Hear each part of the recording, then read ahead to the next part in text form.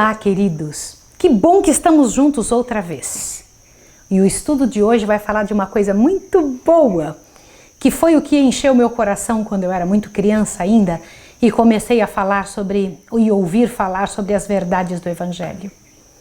Cristo foi preparar um lugar no celeste país do Senhor, onde havemos de ter nosso lar e onde só reinará paz e amor. Esses hinos enchiam meu coração. Eu espero que encha o seu também. Hoje nós vamos falar deste lar celeste que Jesus foi preparar para nós. Vamos orar? Santo Deus e amado Pai, louvado seja o teu nome para sempre, Senhor, por tua misericordiosa bondade, amparo, por seu cuidado, por suas promessas que não falham. Abençoa-nos agora ao estudarmos, para que o Senhor, ao ser o centro de nosso coração e de nossa vida, possa ser agora, através do teu Espírito Santo, a iluminação que precisamos. Em nome de Jesus. Amém. Queridos, quando era pequena, que eu ouvia falar de um reinado, de um reino, eu ficava pensando como era estar na frente de um rei, como seria isso? Como seria falar perto de um rei? Como que seriam as palavras dele? Você já parou para pensar que você vai estar mesmo num reino de verdade? Mas um reino que nunca mais vai ter fim? Observe que estudo maravilhoso que nós vamos ter agora. Por favor, pegue a sua Bíblia, é hora de estudar a palavra de Deus. Vamos lá? Quem há de afinal reinar sobre o reino de Deus? Eu não estou falando sobre o reino da Rainha Elizabeth, eu não estou falando sobre o reino da Suécia, eu estou falando do reino de Deus. Quem vai reinar lá? Por favor, Miqueias 4. Lá em Miqueias, lembra dos livros do Velho Testamento? São livros bem pequenininhos, são os profetas menores, lembra? Acha, por favor, o livro de Miqueias. Um pouquinho antes do livro de Mateus, você vai encontrar livros pequenos, curtos, são os profetas menores. Acha a Bíblia em Miqueias, por favor. Miqueias, achou? Capítulo 4, vamos juntos? O verso 8, a pergunta é, quem afinal há de reinar no reino de Deus? Miqueias 4, 8. A ti, ó torre do rebanho, monte da filha de Sião, a ti virá, sim, a ti virá o primeiro domínio, o reino da filha de Jerusalém. Uau! Deixa eu comentar uma coisa com você. Sabia que o Senhor Deus tinha feito a terra para ser o domínio de Adão, do homem? Sabia disso? Deus havia dado a terra para Adão, aqui era o reino dele. A ti virá o primeiro domínio, será dado de volta para os filhos do Altíssimo. O reino será dado. Avante. Quando interrogado acerca de ser ele rei, o que Jesus disse? Observe bem. São João 18, vai lá. São João 18. Vamos ver o que Jesus disse ao fato. Eu acho muito lindo a linguagem de Jesus. São João 18, o verso 37 diz assim, olha bem. Perguntou-lhe Pilatos, és tu rei? Respondeu Jesus, olhe bem, tu dizes que eu sou rei. Eu para isso nasci e para isso vim ao mundo, a fim de dar testemunho da verdade. Todo aquele que é da verdade, ouve a minha voz. Espera aí, Jesus quando foi interrogado, ele disse, para isso nasci, para isso vim ao mundo. Jesus nasceu para ser rei. Mas ele não reinará sozinho, você vai ver já já. Como apareceu Jesus por ocasião da transfiguração? Mateus 17, 2. Vamos dar uma olhadinha? Como foi que Jesus apareceu no momento da transfiguração? Mateus 17. É muito bom saber estes textos. Você deve ir guardando tudo isso. Não perca estes estudos, vai passando para todo mundo. Mateus 17, 2 diz assim, ali ele foi transfigurado diante deles, o seu rosto resplandeceu como o sol, as suas vestes se tornaram brancas como a luz. Gente, pode imaginar isso? O nosso Jesus é assim, é desse jeito. Quem mais apareceu naquela ocasião? Mateus 17, 3. Então lhes apareceram Moisés e Elias falando com ele. Desceram do céu estes dois para consolar Jesus naquele momento. Tá. Agora veja, nesta representação em miniatura do reino de Cristo, bem como na sua entrada triunfal em Jerusalém, Cristo apareceu como rei. Moisés representa os santos adormecidos a serem despertados por ocasião da vinda de Cristo. E Elias, os santos vivos que serão transladados para o céu por ocasião da vinda de Jesus. Entendeu? Agora, para que fim vem Cristo novamente? Ele vai vir para quê? Segundo Tessalonicenses 1:10. Corre em 2 Tessalonicenses. Vamos lá, Jesus vai vir para quê? Qual é a intenção dele vir aqui? Se ele já é rei no céu, se ele já tem todo esse poder, ele já é rei. Mas 1 Tessalonicenses diz que ele virá para quê? 1 Tessalonicenses, vamos lá. Perdão, 2 Tessalonicenses 1:10, vai lá, 2 Tessalonicenses 1:10 diz assim: quando vier para ser glorificado nos seus santos e ser admirado em todos os que creram, naquele dia, porque nosso testemunho foi crido entre vós. Olha só, então Jesus virá para quê? Para ser coroado rei diante de nós, no nosso coração. Vou voltar de novo aqui, ó. Quando vier para ser glorificado nos seus santos e ser admirado em todos os que creram, naquele dia, porque o nosso testemunho foi crido entre vós. Olha só, então Jesus virá, olha que coisa interessante, para ser glorificado nos seus santos. Isso é importante você saber. De que falarão os santos? Que linguagem nós vamos ter? Qual vai ser o assunto nosso? Salmo 145, 11. Vamos lá para Salmos. Salmo 145, verso 11. É muito importante você ver isso. Eu já achei Salmo 145, verso 11 diz assim: falarão da glória do teu reino e relatarão o teu poder. Amém, Senhor. Glória ao nome de Jesus. Quanto durará esse reino? Será um reino, por exemplo, o reino mais longo que nós temos na Terra. A Rainha Elizabeth está aí há muito tempo, parece que quase 70 anos. É o reino mais longo, parece que já aconteceu na Inglaterra ou no mundo.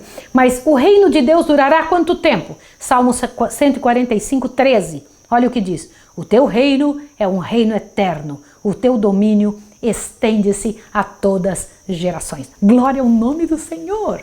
Mas onde você e eu entramos nisso? Presta atenção. Para que fim, para que situação foi criada a terra? Isaías 45, verso 18. Vamos lá?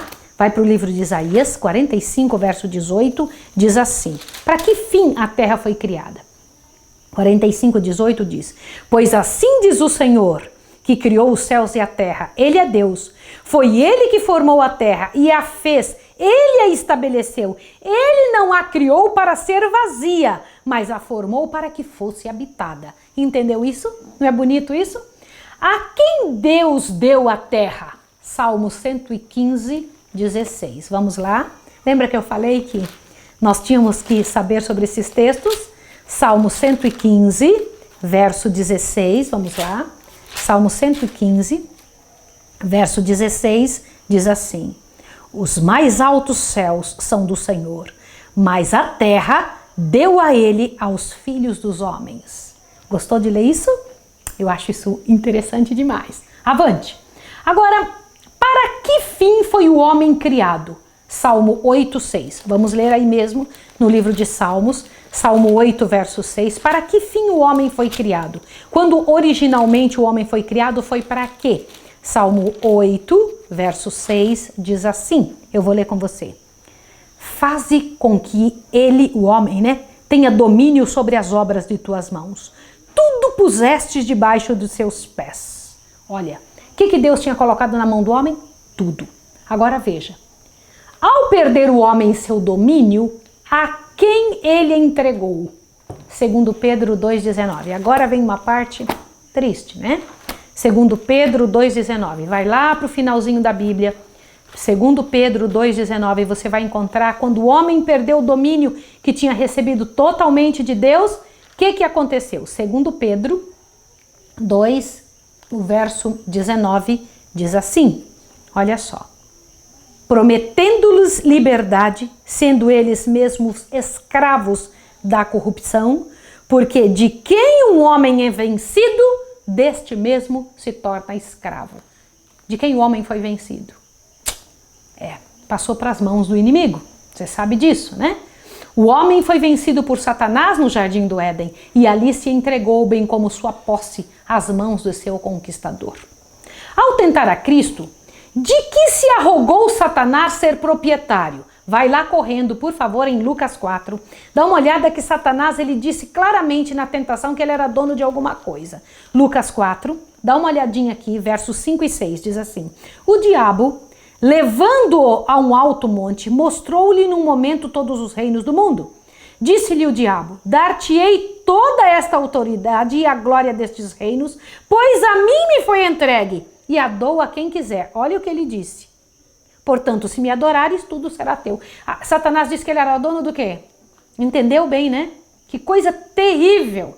Por intermédio de quem será estabelecido o primeiro domínio? O primeiro domínio que era de Adão será restabelecido através de quem? Agora, olha, você acabou de ler isso comigo? Você acabou de ler lá em Miqueias 4:8. E a ti, ó torre do rebanho, monte da filha de Sião, a ti virá sim, a ti virá o primeiro domínio, o reino da filha de Jerusalém. A torre do rebanho é Cristo. Bendito seja o nome do Senhor. Por que disse Cristo são os mansos bem-aventurados? Olha só, vamos lá, Mateus 5:5. Vamos juntos? Quando você entender isso daqui, você vai gostar. Mateus 5:5. Olha uma das promessas de Jesus. Ele disse assim: bem-aventurados mansos, porque eles o quê? Você sabe, herdarão a terra. Quem vai herdar a terra? Os mansos, os salvos. Bom isso, esta herança não pode ser realizada na terra, porque em geral os verdadeiros mansos poucos bens terrestres possuem, somente na nova terra. Os justos não são recompensados aqui, seremos recompensados quando Jesus voltar. Vamos ver quando eles serão recompensados? Provérbios 11. Corre em Provérbios. Você vai ver Provérbios 11, rapidinho, eu sei que é fácil de achar Provérbios, e logo logo você vai estar craque com os outros livros da Bíblia também. Eu sei que Salmos, Provérbios são fáceis de achar, mas logo logo você vai estar abrindo a Bíblia aqui a colar com facilidade. Provérbios 11, achou? Olha agora o verso que eu quero que você veja, é o 31, dá uma olhada. Se o justo é punido na terra, quanto mais o ímpio e o pecador.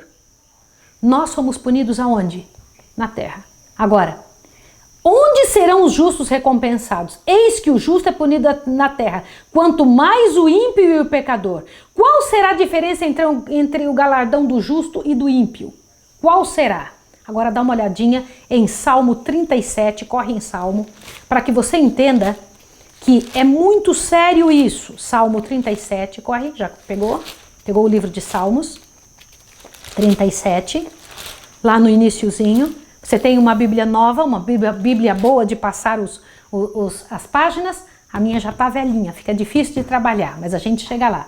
Salmo 37, você vai encontrar o verso 34, diz assim, olha só o que diz aqui. Espera no Senhor e guarda o seu caminho. Ele te exaltará para herdares a terra. Tu verás quando os ímpios forem exterminados.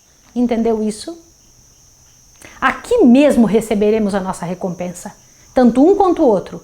O justo receberá a recompensa aqui, porque receberá a terra, e o ímpio receberá a recompensa aqui, porque serão exterminados. Entendeu a situação? Avante um pouquinho mais. Que promessa foi feita a Abraão no tocante à terra? Gênesis 13, vai lá no primeiro livro da Bíblia, Gênesis capítulo 13, você vai encontrar agora, foi feita uma promessa para Abraão, que inclui você e eu. Gênesis 13, por favor, o verso 14 e 15 diz assim: disse o Senhor a Abraão, depois que Ló se apartou dele: levanta agora os teus olhos e olha desde o lugar onde estás para o norte, para o sul, para o oriente, para todo o ocidente. Toda essa terra que vês, hei de dar a ti e à tua descendência para sempre.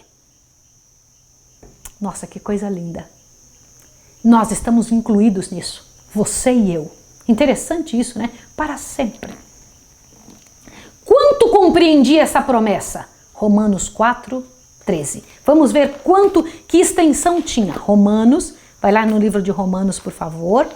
Romanos 4, por favor, para que você entenda, verso 13, diz assim: a promessa de que havia de ser herdeiro do mundo não foi feita pela lei a Abraão ou a sua posteridade, mas pela justiça da fé.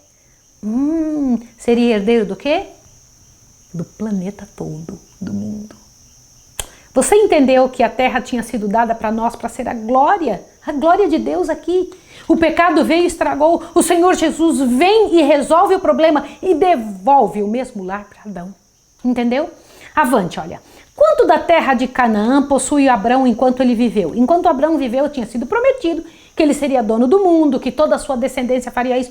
Mas quanto disso ele teve? Aí mesmo no livro de Hebreus, vai para frente um pouquinho no livro de Hebreus, para frente um pouco, acha o livro de Hebreus, você vai gostar, Hebreus, capítulo 11, verso 13.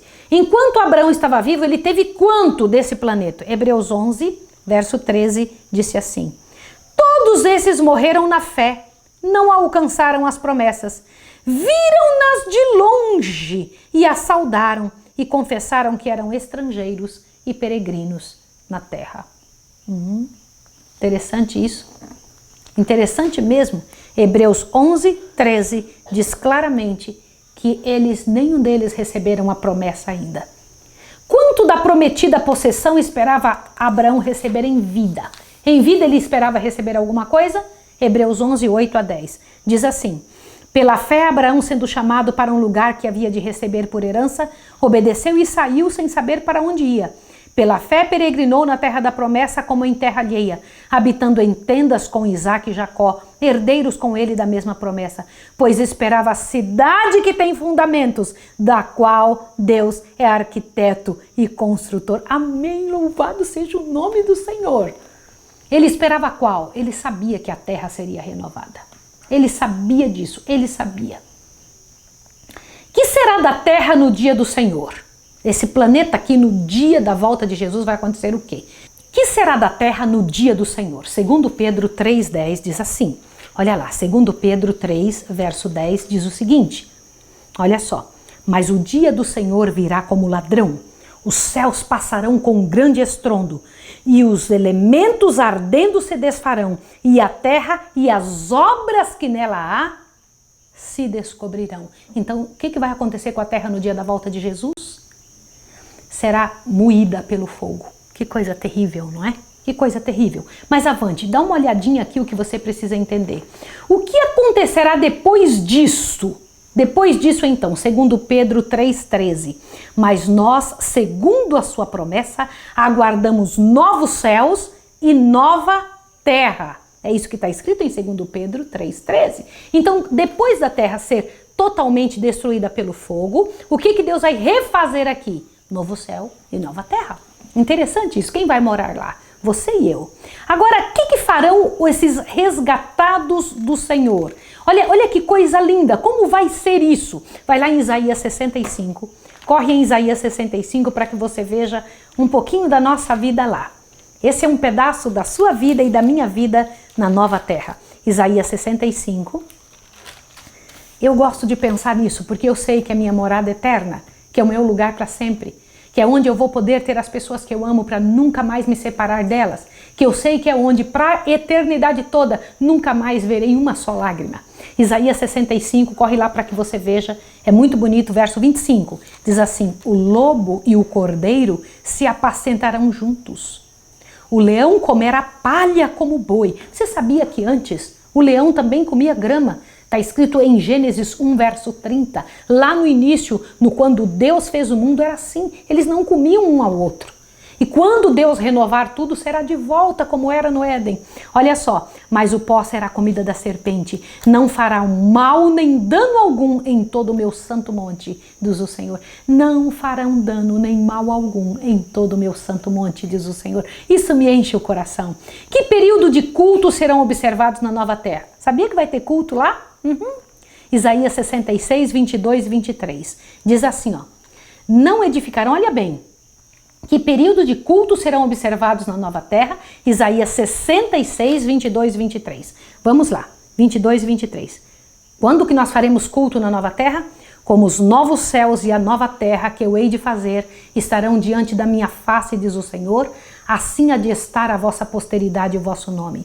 E de uma lua nova a outra, e de um sábado ao outro, virá toda a humanidade adorar na minha presença, diz o Senhor. Que dia que nós vamos adorar a Deus no céu? Ah, eu sei que agora você deve estar com a mão na cabeça. Você que está aí do outro lado deve estar pensando, mas Maísa, nós vamos adorar no dia de sábado? É por isso que eu já guardo o sábado aqui. Porque o sábado é para ser guardado, sim, foi guardado lá no Éden.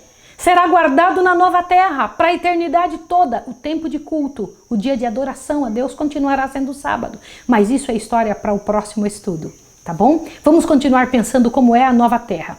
Que farão então os resgatados do Senhor? Isaías 35, 10. Vai lá em Isaías 35, verso 10. O que é que nós vamos fazer? Vamos lá, Isaías 35.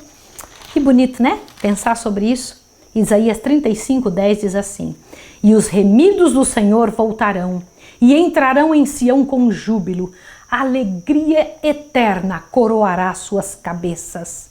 Gozo e alegria alcançarão, e deles fugirá a tristeza e o gemido. Amém. É o que eu quero para sempre. Louvado seja o nome de Deus. Que extensão terá esse reino então? Que tanto? Salmo 72, 8. Vai lá, Salmo 72, verso 8.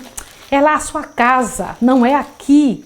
É lá que nós vamos. Vale a pena você se esforçar para isso. Salmo 72, verso 8 diz assim, ó: dominará de mar a mar, e desde o rio até todas as extremidades da terra. Que extensão é o reino do nosso Jesus? Todos os lugares, todos os detalhes, todas as células, todos os micro-organismos, tudo que existe será do nosso Deus, do nosso Jesus. Que diz Daniel deste reino? Daniel 7, 27. Dá uma olhada lá. Daniel 7, 27. Corre no livro de Daniel. Daniel é para frente de Salmos.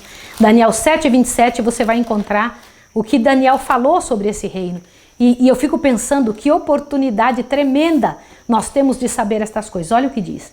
O reino e o domínio e a majestade debaixo de todo o céu serão dados aos santos do Altíssimo. O seu reino será eterno, e todos os domínios lhe servirão e lhe obedecerão. Que lindo! Eu faço parte disso.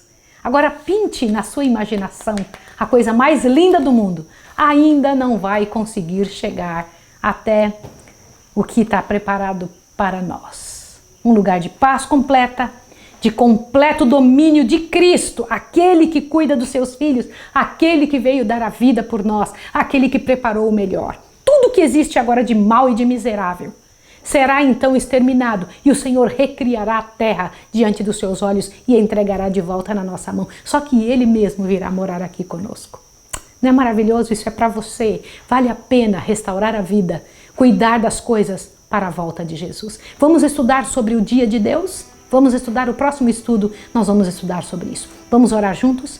Santo Deus e amado Pai, glórias ao Teu nome pela oportunidade que temos de estudar, saber da Tua vontade. Ajuda-nos a estudar as Tuas leis, Senhor, no próximo estudo sobre o Santo Sábado, para que possamos entender por que é da Tua vontade que tenhamos este dia de guarda no céu. Em nome de Jesus, abençoe essa pessoa que está ouvindo e nos prepare para encontrar Jesus quando Ele voltar nas nuvens dos céus.